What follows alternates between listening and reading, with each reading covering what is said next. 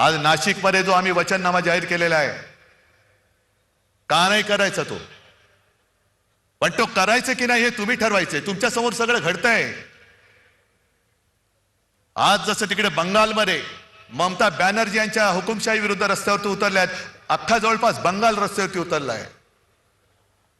मग हा माझा महाराष्ट्र, शिवरायाचा महाराष्ट्र, छत्रपतींचा महाराष्ट्र, शाहू फुले आंबेडकर यांचा महाराष्ट्र,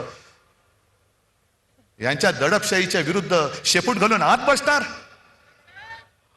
अरे ज्या महाराष्ट्राने या देशाला दिशा दिली त्याची दुर्दशा करणाऱ्याच्या हातामध्ये तुम्ही पूर्ण तुमचं नशीब परत एकदा त्यांच्या हातात देणार?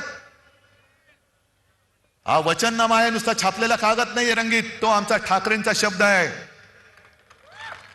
ही मोदी गॅरंटी नाहीये,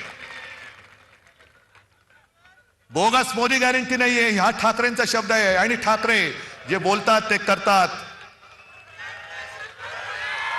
आम्ही कोणी त्यांच्या कामाचं श्रेय कधी घेतलेलं नाही, कारण आम्हाला त्याची गरज नाहीये.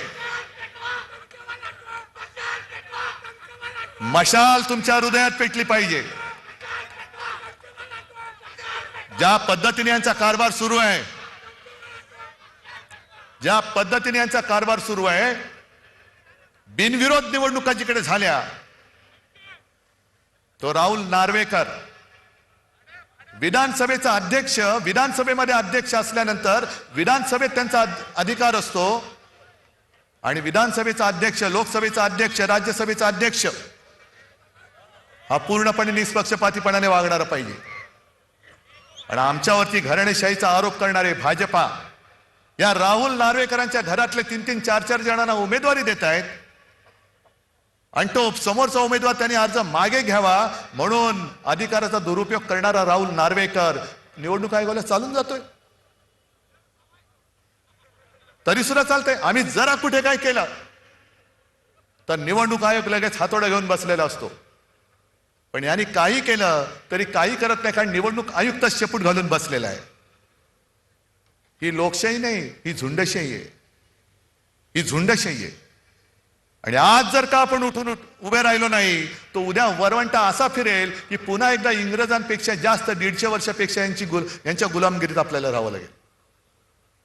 हिंदुत्वाचा बुरखा आहे.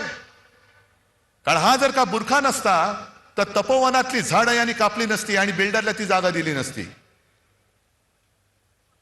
काय तपोवनाचं ज्यांना महत्व नाहीये, इकडे तपोवन कापतायत, तिकडे आरेचं जंगल कापलं, कुठे आरवली पर्वत बोडका करतायत, ताडोबा अंधारीमध्ये खाणीसाठी जागा देऊन टाकतायत.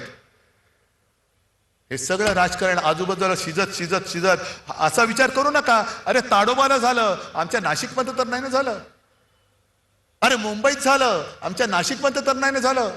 नाही, आज ज्यांच्यावरही वेळ आले उद्या तुमच्यावरती वेळ येईल. गेले 2-4 दिवस माझ्या